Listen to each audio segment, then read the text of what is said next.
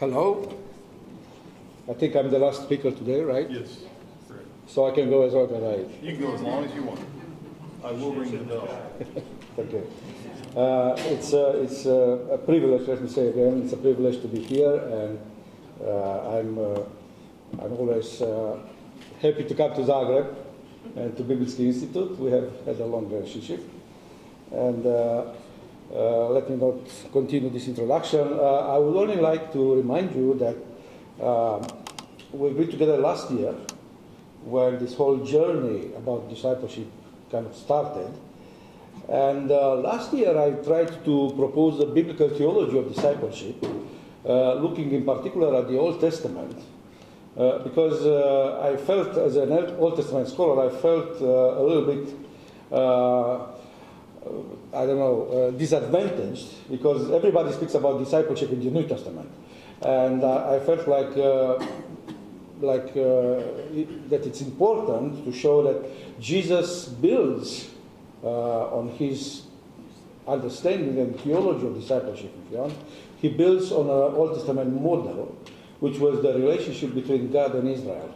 And that was my paper last year, so I continued thinking about those aspects, and I decided that it's probably good to present to you something about discipleship as a theological category, and what are the imageries that kind of stand behind it to give it life. So I'm going to look in this paper, which is still a work in progress, of course.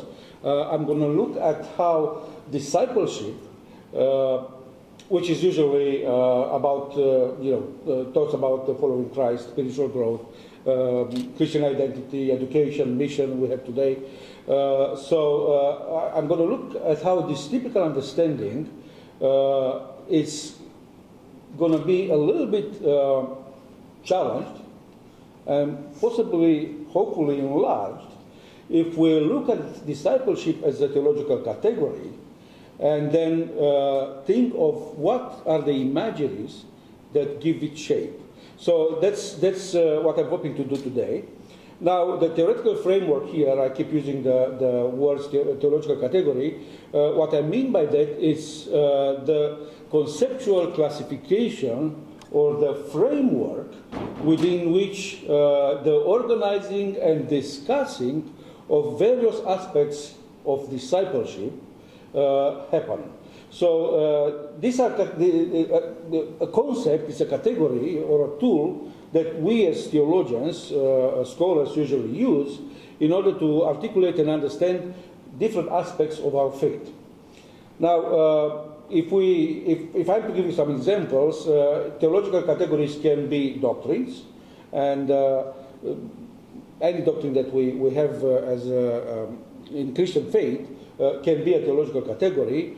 They can be sacraments, and we use sacraments, we all know what sacraments are. The rituals and practices that are part of our sacramental life, they all or each can be a theological category. Spiritual exercises or practices or experiences can also form a theological category. Our ethics can go there, and any other thing that could be used as a model or as a framework within which we can organize our theological thought. So looking at such categories, what we get is framework for interpreting the scripture, for interpreting Christian tradition, and for interpreting contemporary religious experience. And this allows us and our communities to engage with our faith and engage with other faiths in meaningful ways. Now, when it comes to discipleship, if we talk about discipleship as a theological category, and we need to understand that within the broader context of Christian doctrine and practice, and such discussions of discipleship will go into questions about the nature of discipleship, which we've already heard today, about the characteristics of a true disciple, and we've already heard about that today, the relationship between faith and the works or the life of a disciple, the role of the Holy Spirit in enabling and empowering discipleship, and all of those things, some of which we've already heard about them today. Moreover, discipleship, if looked at as a theological category, intersects or can intersect with other theological categories, such as doctrine, soteriology, ecclesiology, or ethics, or other discussions that involve considerations of how salvation is understood in relationship to discipleship, or how discipleship shapes the life and mission of the church, or how discipleship has ethical implications in the life of the disciple. Now, having said that, I could conclude that discipleship can undoubtedly be understood as a theological category within Christianity, and such an understanding may be important and necessary in order to comprehend the nature of Christian faith and the nature of Christian practice. Now, when we look at discipleship in this way, discipleship can actually become a model, I may even say a heuristic model, and it's important to understand it in this way, because such a model, which is normally characterized by simplicity, flexibility, and pragmatism, that's why we have it, such a model would actually help us understand and even imitate or emulate a specific type of relationship that is being available to us in the Bible when we speak about discipleship. Now, this is about theological category. I also use the word imaginary, so let me give you a little bit of that. And I apologize that I'm so theoretical, but we'll get immediately to the heart of the matter. I'm already there, actually. The word imaginary is the heart of the matter. So now, when we speak about imaginary, I refer to how people intuitively understand the world in light of cultural, social, political, and of course theological or religious information that belongs to the context. And imaginary from that perspective should be differentiated from imagination, which is the faculty we possess to form new ideas, to form new concepts. So the use of imaginary, it's something that has been done for quite some time in social studies. Probably the very first person who used the concept without necessarily using the word very much is Benedict Anderson, who looks at national identity and speaks about identity as something being instilled through instinctive social practice rather than through taught social theory and intentional choice. But we have a theologian who has picked up on this concept, and he picks up from Charles Taylor, which is a philosopher. I'm not going to go into that. The theologian is James K. Smith, who explains imaginary in the following way, and I'm quoting. Social imaginary is an affective, non-cognitive understanding of the world. It is described as an imaginary rather than a theory because it is fueled by the stuff of imagination rather than the intellect. It is made up of and embedded in stories, narratives, myths, and icons. These visions capture our hearts and imaginations by lining our imagination, as it were, providing us with frameworks of meaning by which we make sense of our world and our calling in it. An irreducible understanding of the world resides in our intuitive, precognitive grasp of such stories. So, in other words, if we speak about imaginary, we speak about something that encompasses the realm of mental construct, symbols, narratives, and images that inform human perception, understanding, and cultural expression.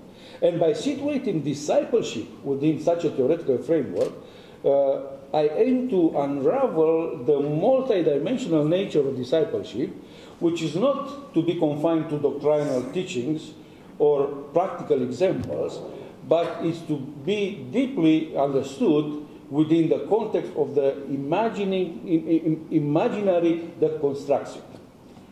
To explain, I'm going to give you three sources of imaginary that I think play a role in shaping up what we understand by discipleship, and then I'm going to come to a conclusion. Firstly, we have biblical models and Christian stories throughout 2,000 years of Christian history that we all understand as models of discipleship. And we've heard quite a few today, quite some especially about the biblical stories. Now, these are the imaginaries, or the fuel for the imaginary that we all know, we all embrace, we try to interpret it, we try to work with it, and it provides, in a sense, a fertile ground for the cultivation and transmission of discipleship ideals in our mind. And such stories, they many times get intertwined with stories from our own culture that we all know, we all hear as children and grown-ups, stories of heroism, stories of pilgrimage, of sacrifice, and so on. So they get intertwined with the biblical and Christian stories, and in this way we start understanding or forming an image of what discipleship is all about, and what a discipleship journey is all about. So we have the biblical and the Christian history. The second thing where I think we can find a fuel for our imaginaries are the Christian symbols and rituals we all practice. And there we are talking about, of course, sacraments, we are talking about different type of liturgical practices, we are talking about different symbols that we use in our communities. And I mean, even here, we call ourselves evangelicals. What is an evangelical? If anybody can give me a definition, I'm going to proclaim you a true evangelical, because I've been pondering this question for a very long time. In reality, we all have or have an allegiance to rituals, symbols, practices that may be similar or different sometimes, but they all form in our minds an image of what a true disciple is and acts like. And we've just heard Erwin speaking about baptism, water baptism, and this is one of those. And we can bring into discussion here Eucharistic elements, right? The Lord's Supper and many of other of our rituals and practices, which all, I think, bridge the gap between the theological abstractions, theological theories or concepts, and the lived experience of the church, thus grounding discipleship in the materiality of everyday life. This is what ritual does. And then the third source is what I would call cultural narratives. And here the things become a little bit more interesting, because there are certain cultural narratives in each of our culture which exert a profound influence on how we understand discipleship. And when I say cultural narratives, I'm not only speaking about our narratives as Christians, I'm speaking about our narratives as Croatians, Romanians, Americans, and so on. All of these are there, and we unconsciously refer to them when we form an image in our mind, images that speak about selflessness, about community work, about the common good, about I don't know, anything else that we consider a moral value or ethical norm. All of this actually have a relationship or relate to some of the cultural narratives that we hold dear, that we've learned, and form our identity in a particular context where we were born and lived. Now, I suggest that such cultural narratives and the identification of such narratives may give us insights into how we can understand discipleship, how we can negotiate the discipleship journey, and how we can live as a disciple within the specific social-cultural context in which we are. So within this discussion, I would like to challenge you even further a little bit, and this will be my final source for the imaginary. I think if we consider cultural context as a possible source for the imaginary that gives us a definition of discipleship, I think we need to consider the kind of world in which we are living, which you all know is pluralistic and globalized and whatnot, digital media, popular culture, virtual spaces, AI, and so on. And my question is, and I don't have an answer to it yet, but I'm pondering about it in my paper, is in what way these things shape the way we understand discipleship and our role as a disciple, our life as a disciple.